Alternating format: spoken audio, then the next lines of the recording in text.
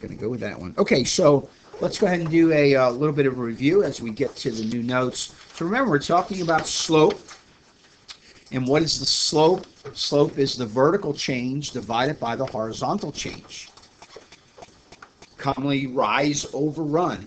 It's also called pitch. All right, not you soccer fan pitch. All right, not the field of play. Right, is the pitch in soccer. In math, the pitch is the slope, the rise divided by the run, the vertical change divided by the horizontal change. Okay, it's really key that you understand that the top, the vertical change, a positive top number is up and a negative top number is down. So vertical is up and down. Bottom number, positive bottom number is right, and a negative bottom number, daydreamers, is left. Okay, so up, down, top, and left, right, bottom. We talked about positive slopes and negative slopes. Positive slopes go up to the right, and technically it's as the x, the input, increases, the y, the output, increases, gets bigger. That's a positive slope. Negative slope, it goes down to the right. As the x value increases, the y value decreases. So as the input goes up, the output goes down. That would be a negative slope. Don't forget the slope formula. M equals y sub 2 minus y sub 1. That's the change in y. The y value of 0.2 minus the y value of 0.1 divided by x sub 2 minus x sub 1. And remember, on tonight's homework, whenever you have to find the slope of 2 points, I want you to write the formula first and then go ahead and solve using it, okay? Trying to get you to memorize that formula. And then we started, and we're at the point of looking at a horizontal slope. And so we plugged in the values, and this is when the bell rang. So we had an example right here. We used the left point is 0.1, the right point is 0.2, plugged in the values into the slope formula, and ended up with 0.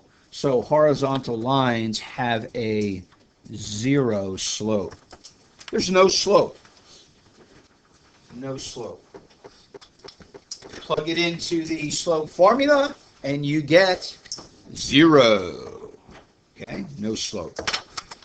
And as we said yesterday, not fun skiing on no slope unless you're a cross-country skier. And I guess you enjoy that somehow, some way. I don't know why, but I guess you do. All right, second scenario, a vertical line. A vertical line. So, if you look at this slope, it is 0, correct?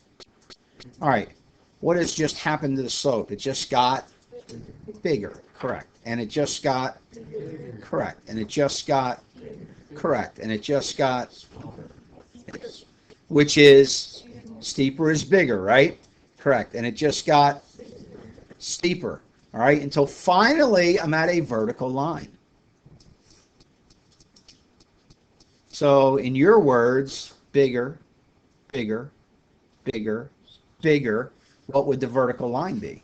What word would you use for that? Biggest. Biggest. Very good. Awesome. Let's run the numbers. So we got an example there, right? And the top point is 0.2 and the bottom point is 0.1. So let's go ahead and run our slope formula. Y sub 2, the y coordinate 0.2 is 4. Y sub 1, the y coordinate 0.1 is 1. Bottom, x sub 2 is a negative 3. And x sub 1 is a negative 3. Therefore, our top is a 3, and our bottom is a 0. So class, don't say anything yet. 3 divided by 0 is? It is infinity. Is not that biggest? Right? Isn't infinity biggest? Oh, it most certainly is biggest. And for those people, has an infinite slope. There's the symbol, infinite. For those people that say division by 0 is not infinity, well, certainly the slope is telling us it is. What's the biggest possible number? Infinity. And I'm telling you, when you get to a vertical line, it's infinity. That's the value. Again, though, some of the purists that say, well, with division, you could undo division by multiplication, and you can't undo infinity by multiplication. Therefore, we don't want to say infinity. They say instead, undefined. So I'll stick it there because you might have a SAT or ACT question, and one of the choices may not be infinity. They may be undefined, and that's the one you have to pick. But honestly, the value biggest is infinity. The value of a vertical line, the slope of a vertical line is infinity. It is infinity. And look, have you heard of the course calculus? The whole course is based on taking things to the limit, which means taking them to infinity. Not beyond, Buzz, just to infinity. All right? So the slope of a horizontal line is 0. The slope of a vertical line is infinity. Infinity. Number 3, to find the slope of a graph line, look for 2 clear points. So we're still talking about slope, and a minute ago they gave us 2 points and said find the slope. Now they give us a graph and say find the slope. So from the graph we have to find 2 clear points. So what we're looking for are points that have integers for both coordinates. So you got to look at the graph. It's there in your paper as well. And you're trying to find 2 points along that blue line that has an integer for the x value and an integer for the y value. And we need 2 of them, right? And then we'll be able to find the slope. So, does anybody see one of those points? Nick? 1, 5. I agree. 1, 5 is definitely a clear point right there.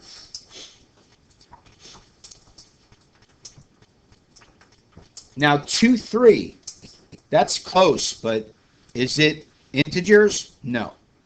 2, 3 is close, but it's not. So what is another clear point, Wyatt? 4, -2. 4, -2 is the other clear point I see. Now we need to figure out the slope. So we have to go from one point to the next point. You can start at the top point and head to the bottom point, or you can start at the bottom point and head to the top point. I'll do it both ways for you. Let's start at the top. First off, I want to do the vertical change. So I have to go vertically until I'm on the same level as that bottom point. Would you agree it's to there? That vertically got me to the bottom point. So I went from this point straight down until I was on the same level as that point, right? And so what was the value of the green arrow? What's the value of the green arrow? 7. 7? -7. We went down, didn't we? Down is negative. So again, just count 1, 2, 3, 4, 5, 6, 7. So this is a -7. So in our slope formula, we can put -7 in for the change in y. And now we need to do the same with the x value, right? Now I'm at this point, and I have to end up at our point. And I'm going 1, 2, 3 places to the right, and that would be positive or negative? Positive. So there's a +3 on the bottom. What is the slope? -7 thirds. Do you concur? Or are you obtuse? Okay. 7 down and right 3 gets us to the point. Now, whether you want to put this in your notes or not, it's up to you, but I'll do it from the bottom point to the top point. Again, I always do the vertical part first. Why do I do the vertical part first? Anybody know? Why do I do the vertical part first? Anybody? Ethan? Because it goes on the top. Because it goes on the top. All right? I mean, it's the first thing you see is the top. Vertical change is top. So I'm here at this point right now, right? And I'm going to do the vertical change. Up 1, 2, 3, 4, 5, 6, 7. I went 7 up. Ooh, I could go for 1 right now. So the vertical change would be a positive 7, right? And now I got to do the horizontal change, and I'm going left. 1, 2, 3, negative 3. And lo and behold, don't we still have a negative 7/3 slope? We do. And again, you would clean it up because we never leave negatives in the denominator, right, as a final solution. And of course, you're going to get the same slope going the other way. Because you know what? Did the line change? Did it get any less steep? Of course not. It's whatever steepness is what it is. It is what it is, and it ain't what it ain't. And look, quite honestly, if your points are clear enough, we could even do it with middle points. I'm not going to fool with it, but that's the idea. So 2 clear points gets your slope. Do you have to do it both ways? No, I was just illustrating, so you see it works both ways, okay? So again, do your vertical change first. So you have to go up or down to get to the next point. Up is positive, down is negative. And then do you have to go right or left to hit that second point? Right is positive, left is negative. All right, so right? Supposed to say sides. All right, let's do number 4. Number 4. Graphing a line using a known point and the slope. We're going to graph a line using a known point and the slope. All right, this is important. Graph the point first. Then use the slope to plot the second point. So we want to graph the point first and then the slope to get the second point. So on A, go ahead and graph the point 2, 1. Make sure you remember where to put it. So hopefully you went 2 on the x-axis and up to 1 on the y-axis, and you put it about there. Do you concur? Right? It's right there. Good to go, everybody? All right, now, use your slope from that point. Do your slope to get the second point. Don't draw your line yet in case you make a mistake. But from that point, use your slope now to get another point. Go ahead and try it. From that point, use your slope to get a second point. If you're not sure what to do, you can watch. I'll do it as you're working.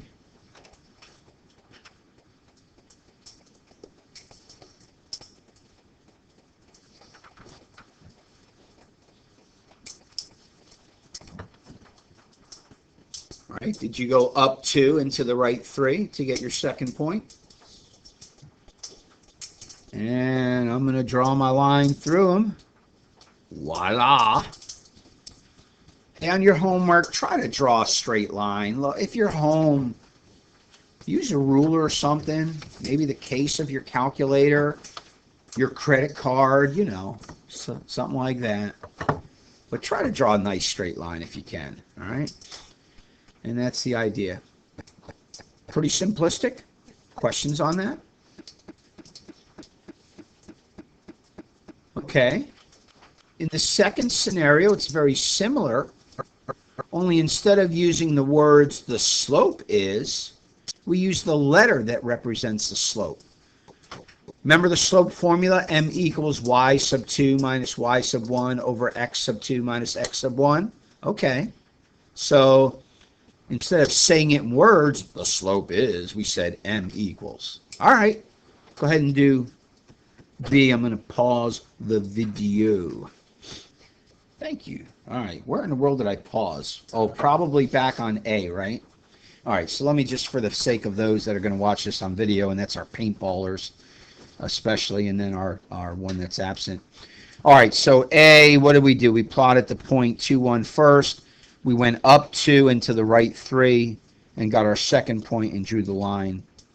In the second example that I wanted you to do, and I forgot to start the video after I paused it, you plotted the point first at -1, -2. And then, of course, when you look at your slope, a +4 on the top is up 4, and don't forget the denominator right is a 1. To the right 1, and away you go. A couple people in the class drew a vertical line at first because they only went up 4. And I asked them, what's the slope of a vertical line? And the conclusion was infinity. And I said, if it's infinity and our slope is 4, how could that be the line? All right, back to number 5. All right, what is the value of the slope of the graph to the right? All right, go ahead. I'm going to pause and hopefully restart this time and figure out the answer to that first question. So you're looking for 2 clear points. What is my vertical change? Looks like that's up 25. What is my horizontal change? That is right 20. Do you concur? So again, our slope is going to be our vertical change over our horizontal change. And our vertical change is 25, and our horizontal change is 20. Would we reduce? Yes. But, of course, right? Of course we would reduce. Of course, of course. Of course. 5 times 5, 4 times 5. So what is that? 5/4, right? And we have a 5/4 slope. For every 5, I won't say that yet because that's actually the next question. What, and this is supposed to be does, what does the slope of the graph to the right represent? What does the slope of the graph to the right represent? And it represents what? Somebody want to answer that question? Raquel? Dollars? More than that. John? Not necessarily the slope. Connor? How many dollars per 5 pages?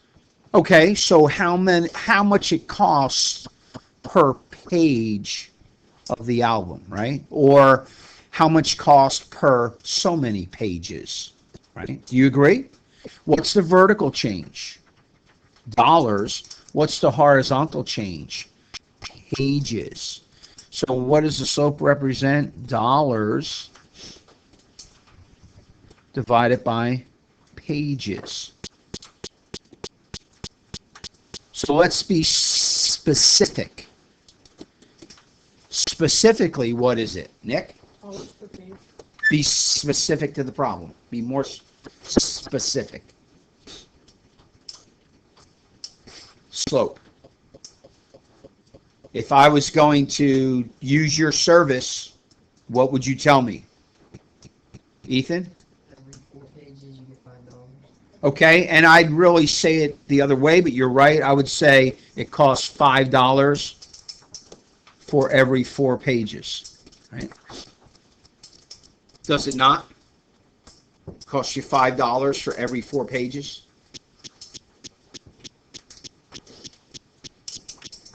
Does that make sense? Right? What's the slope? 5/4. What's the top? The amount of cost. What's the bottom? The amount of pages. It costs us $5 for every 4 pages. Person wants to do 40 pages, then it's going to cost them $50, right? It's going to do 40 pages, it's going to cost them $50, etc., etc. Whoa, what just happened?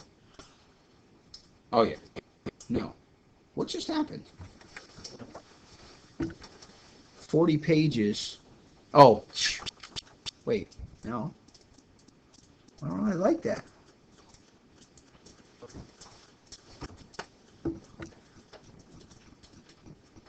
Okay, my brain is like in what in the world mode. What just happened? Is our graph kind of goofy? What did we just do it? Ah, okay. All right, so here was my issue there. I took our slope of 5/4 and came up with, of course, $5 for every 4 pages. However, there's a base charge for using the service. It's $5 for every 4 pages plus how much to use the service. $25, right? See how the graph started at 25? So again, if you were going to get 40 pages, how much would you actually pay total? $75, right? Now the graph looks right? Because I was looking at $50, and $50 was only 20 pages. I'm thinking, wait a minute, what's wrong here? I know my slope is right. Ah, well, look, the graph started at 25, meaning there's a $25 charge for using the service, and an additional $5 for every 4 pages that you get. That's normal life. That's real life. Certain amount for the service, and then cost per the amount from there. All right, that's the idea. That's the concept. Slopes. Put them in practice. You've got about 14 minutes left of class time to get rolling right now. Quiz tomorrow. It's Wednesday tomorrow. Quiz mañana.